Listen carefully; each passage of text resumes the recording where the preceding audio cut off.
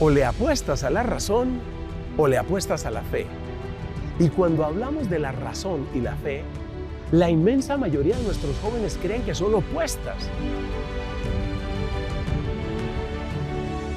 No, oponer razón y fe no es una buena idea. Para allá vamos y que Dios te bendiga.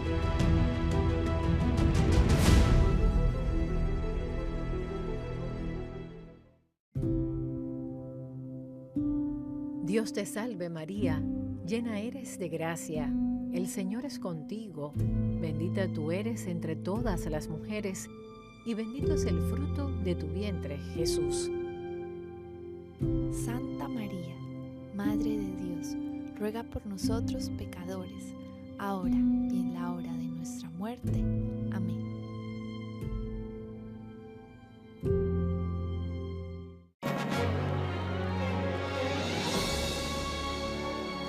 EWTN.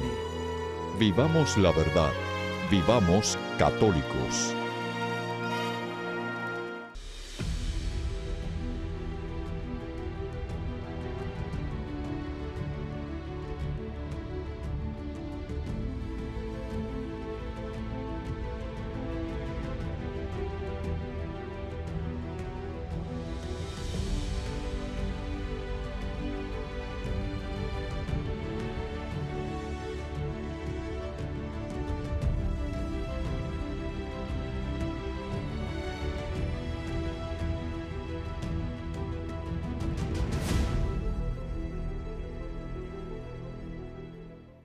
Cuando uno mira lo que ha sucedido desde comienzos del siglo XIX hasta mediados del siglo XX, uno ve que es un proceso que cada vez mira con mayor hostilidad a la religión, mira con mayor desconfianza todo lo que tenga que ver con Dios y llega a mirar con odio, es que no hay otra palabra, me disculpas, llega a mirar con odio a la iglesia. Los fenómenos que van a aparecer, los fenómenos sociales que van a aparecer, son a veces difíciles de explicar en términos de que por una parte están concatenados, hay una relación clara entre ellos, pero por otra parte uno se pregunta, ¿quién dirigía ese proceso? Es decir, toda esta hostilidad contra el nombre de Dios, contra la religión, toda esta hostilidad, ¿quién estaba detrás? Es muy difícil dar una respuesta. Digamos que los hechos históricos están, y yo he tratado de recogerlos de una manera muy comprimida, quizás excesivamente resumida. Estoy de acuerdo. Los hechos históricos están, las obras de estos autores están, la arrogancia de ellos está. Recordemos algunas de estas frases arrogantes, ¿no? Sobre todo hay tres que ya las he mencionado. Marx dice, en cuanto a la existencia de Dios, la discusión está terminada. Eso lo dice Marx. Lo dice Marx a la mitad del siglo XIX. Unos años después, en Francia, fíjate dónde está Marx trabajando primero en Alemania y luego en Inglaterra. En Francia, Augusto Comte dice, dentro de pocos años estaré predicando el positivismo en Notre Dame. ¿Eso a qué te suena? O sea, yo quiero que abramos los ojos. ¿Eso a qué te suena? Voy a estar predicando el positivismo, es decir, la primacía del conocimiento científico como único conocimiento válido. Voy a estar predicando el positivismo en Notre Dame. Tú que conoces un poco de la Biblia, dime eso a qué pasajes bíblicos se te parece. Dime qué quiere decir eso de que yo voy a tomar el símbolo milenario del cristianismo en Francia y en el púlpito más importante de toda Francia alzaré mi voz para predicar el positivismo. Por supuesto, su predicción no se cumplió. No se cumplió. Pero ¿observas cómo personajes tan distintos terminan diciendo cosas semejantes? Y luego nos vamos de nuevo a la lengua alemana y nos encontramos con Nietzsche y con Así hablaba Zaratustra, y dice Nietzsche, Dios ha muerto, nosotros lo hemos matado. Burlándose o mirando con lástima a un ermitaño que todavía seguía rezando, invocando a Dios, lo mira con una mezcla de desprecio, lástima, compasión y dice, Dios ha muerto, lo hemos matado nosotros. ¿Y quieres que te agregue otro personaje así como bonus track? Pues mira a Freud que dice, aquel que invoca a Dios no ha resuelto todavía su conflicto con su papá. Es decir, Dios es un reemplazo del conflicto que en tu infancia tuviste. Es decir, es un infantilismo enquistado lo que tú tienes. O sea, Freud me va a decir a mí y nos va a decir a todos los miles de millones de creyentes, nos va a decir que todos nosotros somos simplemente gente patológica o gente que está sufriendo de una terrible patología. ¿Quién conecta a estos autores? Yo no voy a dar una respuesta, pero solo voy a recordar que el Papa León XIII pidió que se hiciera una oración explícita al Arcángel San Miguel en defensa de la Iglesia y como victoria sobre el demonio. Nosotros no vamos a ver demonios en todas partes, no se trata de entrar aquí pues en un terreno de pánico, pero sí vamos a afirmar lo que nos dice la carta a los Efesios, capítulo 6, que creo que es una advertencia que permanece plenamente válida para nosotros, los que por bondad de Dios tenemos fe. Y es que nuestra lucha última no es contra un régimen político, no es contra una persona, o como dice San Pablo, no es contra la carne y la sangre, sino es contra el espíritu o los espíritus de las tinieblas. Esos espíritus de las tinieblas, ese ataque cada vez más agresivo, va a encontrar sus expresiones en lugares como el comunismo soviético y su rabiosa persecución a la fe. La fe, como ya lo había dicho Freud en un contexto distinto, o como lo dijo Freud de manera contemporánea, es una patología. De manera que la herramienta que utilizó el comunismo soviético para aplastar la religión fue básicamente tratarla como una patología. Puesto que nosotros tenemos, esa es la premisa de ellos, puesto que nosotros tenemos el conocimiento científico verdadero y tú sigues hablando de un Dios, la única explicación es que tu mente no funciona. Y si tu mente no funciona, necesitas tratamiento psiquiátrico. Entonces te llevan muy lejos, muy lejos. No sé si has oído hablar de una región que se llama Siberia.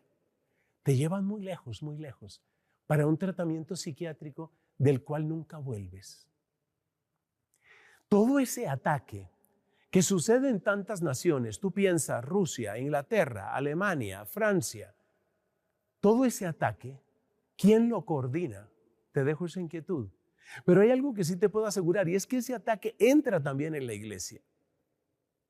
Hay un nombre que es tristemente célebre dentro de este fenómeno y es el de un sacerdote de apellido Loisy.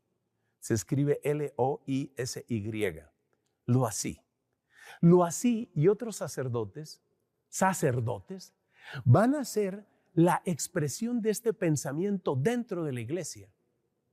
¿Y cómo podemos expresar este pensamiento? Según la manera como nos enseñó, según el lenguaje que nos enseñó San Pío X, que está en la frontera entre el siglo XIX y el siglo XX, se trata de la herejía modernista. ¿Y en qué consiste el modernismo como herejía?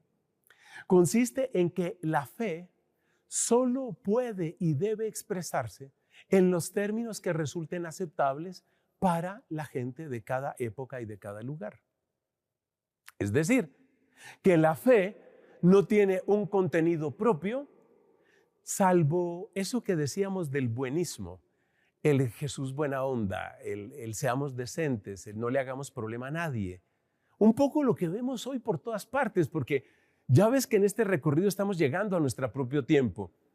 Y es esa idea de que la religión simplemente consiste en aceptemos, toleremos, nosotros abrazamos a todos, nosotros queremos a todos, nosotros no le hacemos problema a nadie. Y yo te digo, mira, yo como teólogo y como sacerdote, pero en primer lugar como creyente, siento que el alma se me rompe con ese lenguaje. No porque a Cristo le faltara misericordia, no porque Cristo no tuviera capacidad de acogida, sino porque, según nos cuentan con toda claridad los evangelios, Cristo acoge las vidas para transformar las vidas, para transformarlas. Y eso es lo que se pierde en la herejía modernista. En la herejía modernista de lo que se trata es de expresemos la fe de manera que no haga colisión con lo que la gente piensa. Una descripción muy clara de lo que quiere el modernismo está en las palabras de un famoso exégeta no católico, protestante, pero eso ha entrado también en la Iglesia Católica, y este hombre se llamaba Rudolf Bultmann. Rudolf Bultmann decía, nosotros tenemos que desmitologizar la Biblia. Es decir, todo lo que es inaceptable, por ejemplo, los milagros, concepción virginal, presencia eucarística, resurrección, todo lo que resulte inaceptable, en el fondo son mitos propios de una época en que la gente no tenía la maravilla de conocimiento científico que nosotros tenemos. Entonces, nosotros tenemos que tomar esa especie de cebolla grande, tú piensas en esa cebolla roja, cebolla cabezona, le llaman en algunas partes, y tenemos que pelar la cebolla de toda esa cáscara, de toda esa basura mitológica, y para él es basura mitológica los milagros, y eso es basura mitológica la concepción virginal, y es basura mitológica la resurrección de Cristo y por supuesto la Eucaristía. Tenemos que quitarle toda esa parte sobrenatural para llegar finalmente a una expresión del cristianismo que sí va a ser totalmente aceptable de la gente. Porque es ese cristianismo que consiste simplemente en abrazamos a todos, nos entendemos con todos, todas las religiones dan lo mismo, todos los cultos son igualmente válidos, lo importante es ser tolerantes, ser buenas personas. Y ese es el cristianismo. Yo te digo, a mí se me rompe el alma escuchando eso. Y se me rompe el alma por dos motivos. Primero, porque sucede que la primera palabra que aparece como predicación de Cristo, por ejemplo, en el Evangelio de San Marcos, la primera palabra es convertíos. El primer llamado del corazón del Dios hecho hombre, el primer llamado es conviértanse. Y lo primero que quita la herejía modernista es la conversión. ¿Por qué? Porque solo te voy a hablar del dogma que a ti te parezca lógico según tu perspectiva cientificista. Solo te voy a hablar de moral según lo que te parezca lógico según tu mentalidad racionalista. Y solo te voy a hablar de liturgia según le parezca lógico a tu manera de exaltar al ser humano. Entonces el dogma, la moral y la liturgia quedan reducidos a expresiones del mismo ser humano. ¿Y el llamado de Cristo? ¿Y el clamor de Cristo? ¿Y las lágrimas de Cristo? Y ese es mi segundo dolor. ¿Y la sangre de Cristo? ¿Tú crees que llegó Él hasta la cruz? ¿Tú crees que llegó hasta las llagas? ¿Tú crees que llegó hasta la sangre simplemente para que fuéramos buenas personas? Para eso bastaba y sobraba Demóstenes. Para eso bastaba y sobraba Séneca o Confucio o cualquiera de ellos. El que llega hasta la sangre y el que nos pide también que estemos dispuestos a derramar nuestra sangre, ese no me está pidiendo simplemente que yo sea súper tolerante, que tenemos que ser misericordiosos, amén, aleluya, que tenemos que ser acogedores, amén, aleluya. Claro que sí, pero ser acogedores, ¿para qué? Para que se haga verdad la obra de la redención en ellos, para que se haga realidad la transformación que solo el Espíritu Santo puede realizar en el corazón. Para eso somos tolerantes, entendiendo bien esa palabra, que es difícil a veces de entender. Entonces, la herejía modernista, en el fondo, es la entrada de todo este pensamiento cientificista y racionalista, que en el fondo es un pensamiento de exclusión y de anulación de la fe. Y eso, lamentablemente, entró en la iglesia. Pero ni esa herejía, ni el poder de las tinieblas tendrán la última palabra.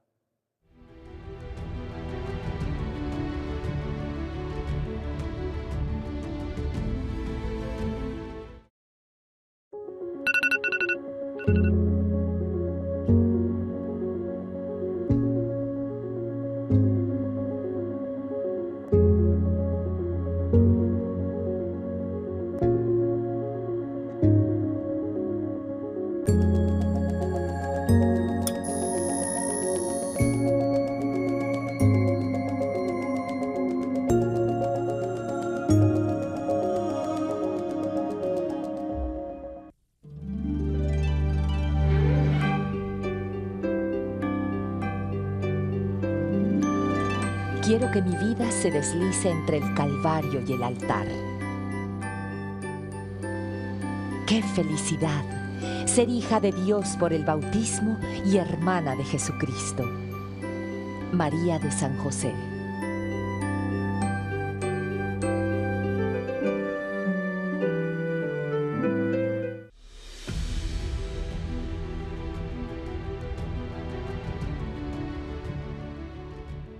Después del recorrido que hemos hecho, es necesario preguntarnos, en este siglo XXI, ¿cuál es la actitud que debe tomar un católico, un cristiano católico formado, maduro, que no se avergüenza de su fe, pero que tampoco pretende imponerla ni con violencia ni con manipulación? ¿Cuál ha de ser nuestra actitud? Yo quiero resumir esa actitud en 5 palabras. Primera palabra: necesitamos ser cristianos o necesitamos ser iglesia, los que tenemos fe, pero a la vez queremos formarnos en la fe. Necesitamos ser, ante todo, una iglesia fiel. Una iglesia fiel quiere decir una iglesia que recibe el testimonio de la fe a través de la escritura, la tradición, el magisterio, valora esa fe, la celebra íntegramente y la transmite responsablemente a las nuevas generaciones. He aquí el peligro de crear esos falsos evangelios, esos evangelios recortados, que en el fondo son un insulto a la dignidad humana. Como hemos dicho en otros contextos, si yo para hablar con un joven universitario tengo que presentarle un evangelio recortado, por ejemplo, un evangelio sin milagros, para ver si así lo acepta, en el fondo estoy irrespetando a ese muchacho. Porque yo lo que le estoy diciendo a él es, como tú no puedes con el evangelio de verdad, entonces te voy a presentar este evangelio chiquito, este evangelito, así para tu consumo. Si yo tomo, por ejemplo, al que vive en adulterio o al que vive practicando la homosexualidad, y yo le digo, mira, te voy a hacer un evangelio especial para ti, lo que le estoy diciendo es un insulto. Lo que le estoy diciendo es, como tú no vas a poder con el evangelio en serio, entonces te presento este evangelio recortado a tu medida. La iglesia fiel no recorta el evangelio, porque la iglesia fiel sabe que cuenta con la gracia, con la fuerza del Espíritu. Y lo primero que tenemos que ser es iglesia fiel. Segundo, esa fidelidad, si nos descuidamos, nos puede volver terriblemente arrogantes, cosa que critica con toda la razón nuestro Papa Francisco. Es decir, podemos empezar a subirnos, o como se dice en la región de donde son mis papás, la costa atlántica colombiana, empezamos a encaramarnos en una torre y a creernos mejores que todo el mundo. Y yo creo que ahí está San Pablo para recordarnos, ¿qué tienes que no hayas recibido? Por eso la segunda palabra es que tenemos que ser una iglesia servidora. Decía el mismo Pablo, lo que soy, lo soy por la gracia de Dios. Y en otra oportunidad decía, he trabajado más que muchos, pero no he sido yo, ha sido la gracia de Dios conmigo. La conciencia de que es la gracia de Dios la que ha hecho posible todo el bien en nosotros, en particular el bien sobrenatural de la fe, nos hace servidores de nuestros hermanos. Decía el Papa, felizmente canonizado, San Juan Pablo II, decía San Juan Pablo II en Redemptoris Missio, 2 frases que me impactaron muchísimo. Primero, que la fe, la predicación de la fe está solo en sus comienzos, que la misión está empezando. Todo católico vive con esa convicción, la misión está empezando y cuanto más duro el campo, pues más tenemos conciencia de la tarea que hay por delante.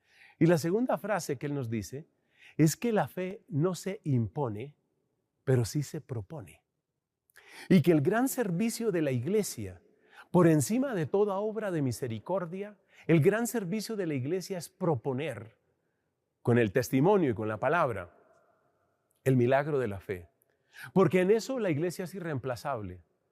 La iglesia puede ser reemplazada, bien o mal, en la atención a los ancianos, a los enfermos, a los niños, huérfanos, a los inmigrantes. Pero la iglesia no puede ser reemplazada en el testimonio fiel y completo de quién es Cristo y de cuál es la obra de la salvación. Entonces, primero, una iglesia fiel y segundo, una iglesia servidora. No una iglesia arrogante, no una iglesia centrada en sí misma. Hagámosle caso al Papa cuando dice, cuidado con el eclesiocentrismo, cuidado con el clericalismo. Nosotros no estamos centrados en nosotros, sino en Cristo y en aquellos a los que tenemos que servir en el nombre de Cristo. Y esto vale para todos, ¿ah? No estoy diciendo únicamente a nosotros sacerdotes. Tú laico, tú puedes llegar donde nadie más puede llegar. Iglesia fiel, iglesia servidora. Tercero, necesitamos una iglesia que sea perpetuamente discípula. Y esto quiere decir una iglesia que estudie. Yo no quiero decir aquí nombres de instituciones, pero yo conozco en varios países lugares, centros de estudio que están haciendo cosas muy interesantes. ¿Tú crees, por ejemplo, que porque Marx dijo que ya la discusión de la existencia de Dios había acabado, tú crees que Marx es quién? ¿Es quién para acabar con esa discusión? Pues hay gente que está trabajando en serio sobre esos temas. Hay gente en varios países, y de nuevo no voy a mencionar ninguno, pero eso es real, que está trabajando en esos temas. ¿Cómo se plantean hoy los grandes principios y las grandes discusiones filosóficas, epistemológicas, metafísicas? Eso pertenece a un terreno que yo amo particularmente porque es mi área de especialidad y que se llama teología fundamental. Así que ya sabes, una iglesia discípula, una iglesia que estudia, que profundiza, una iglesia que no se queda simplemente en la perplejidad. ¿Te acuerdas que empezamos esta serie con la perplejidad? Una iglesia que no se queda simplemente en la perplejidad. Una iglesia que tampoco se queda en el complejo, como quien dice, ay, me atacaron mucho, entonces yo me encierro y me achico. Nosotros no tenemos que achicarnos frente a nadie. Frente a Dios nos arrodillamos y punto. Entonces, una iglesia que se achique y que se acompleja, no.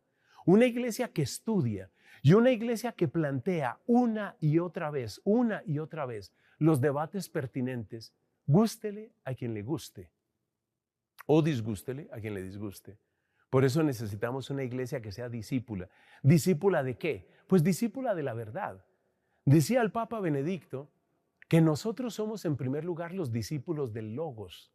Y el Logos es tanto la razón con la que penetramos, por ejemplo, misterios de la naturaleza, como la palabra revelada, porque kai ho logos sarx egeneto, kai eskenosen en gemin. La palabra se hizo carne y habitó entre nosotros. El Logos se encarnó. Entonces necesitamos una iglesia que sea discípula del Logos, una iglesia que estudie. Necesitamos renovarnos en los seminarios, en las facultades de teología, principalmente ahí. Pero hay muchos estudios parroquiales, diocesanos, que son fantásticos. Una iglesia discípula, llevamos 3, iglesia fiel, iglesia servidora, fuera toda arrogancia, iglesia discípula. 4, necesitamos una iglesia orante. Orante. Una iglesia orante porque, como decía Santo Tomás de Aquino, que ya te imaginarás, es mi maestro en tantas cosas, la fe no puede ser demostrada, pero sí se puede, por medio de argumentos, quitar los obstáculos, despejar el terreno, para que el torrente de la gracia llegue con mayor abundancia a mayor número de personas. Entonces, la razón en la teología, esto lo explica muy bien Santo Tomás en el Tratado de la Fe, en la Suma Teológica, la razón no te va a demostrar la fe, no. Pero ¿sabes lo que sí te va a hacer la razón? La razón va a despejar el terreno, va a deshacer las objeciones. Por ejemplo, todo esto que dijeron los personajes que he mencionado en los últimos programas, lo que dijo Kant, que la religión era únicamente una especie de suplemento para buen comportamiento de la gente, lo que dijo Hegel, que la religión era más o menos un modo elemental de explicar para la imaginación, para aquellas personas que no pueden llegar a la altura racional a la que él llegó. Pues a esa gente hay que responderle, y eso está muy bien, y la razón es necesaria. Pero el don de la fe es eso, un don. ¿Y los dones cómo se obtienen? No se compran ni siquiera con argumentos. Hasta cierto punto podríamos decir se merecen. Hay una explicación preciosa que le daba Dios a Santa Catalina de Siena. Mira esta explicación que está en el diálogo de Santa Catalina. Le decía a Dios, yo hago que ustedes oren para que me muevan a mí. Oiga eso. A mí me parece lo más lindo, lo más tierno del mundo sobre la oración de intercesión. Dice Dios, yo hago que ustedes oren y luego las oraciones de ustedes me mueven a mí. ¿Te das cuenta cómo quedan salvaguardadas al mismo tiempo la omnipotencia divina, la justicia divina y la misericordia divina? Eso es lo que sucede, eso es lo que Dios hace. Entonces necesitamos ser iglesia orante, iglesia que suplique, iglesia que ruega, iglesia que se postra ante el Señor y le dice, ayúdanos a entenderlo. Sobre todo ayúdanos a entender que son dos regalos. Como lo dijo en su gran documento sobre la razón y la fe, nuestro querido San Juan Pablo II, son dos regalos. Poder pensar con lógica, poder estudiar el mundo, poder conocer la historia, poder argumentar es un regalo. No lo vamos a poner a pelear con el otro regalo. Y mira lo que decía Santo Tomás de Aquino sobre la razón y la fe, que es una de las frases más audaces de la historia de la humanidad. La fe es la máxima perfección de la inteligencia en esta vida. La máxima perfección de la inteligencia. No, yo no voy a poner a pelear la razón y la fe. Las voy a agradecer y voy a orar. Y por último, que creo que es la mejor conclusión que podemos tener en esta serie, necesitamos una iglesia santa. De nuevo tengo que citar a San Juan Pablo II cuando decía, solo las obras de los santos duran. Que tenemos que estudiar está clarísimo. Que tenemos que evangelizar está clarísimo. San Pablo VI decía, la iglesia existe para evangelizar. Que tenemos que argumentar está clarísimo. Y hay gente buenísima para argumentar. Uno de mis más admirados es Chesterton, por supuesto. O este gran obispo que tanto queremos y que se venera especialmente por los católicos norteamericanos, Fulton Sheen. Claro, tenemos que querer a los grandes argumentadores. Sheen era extraordinario, Chesterton extraordinario. Pero necesitamos orar y sobre todo necesitamos una iglesia santa. Matrimonios santos, jóvenes santos. ¿Y por qué no decirlo? Científicos santos. Científicos que sean capaces de decir, una herramienta portentosa es la ciencia, pero, como ya lo dijo un eminente jesuita, una cosa es determinar cómo se mueven los cielos y otra cosa es conocer cómo se llega al cielo. Necesitamos una iglesia santa. Necesitamos santos que puedan ser testigos de la belleza del Evangelio y del esplendor de la verdad. Así lo conceda el Señor y con todo cariño permítanme que concluya ofreciendo la bendición a todos en el nombre del Padre y del Hijo y del Espíritu Santo. Amén.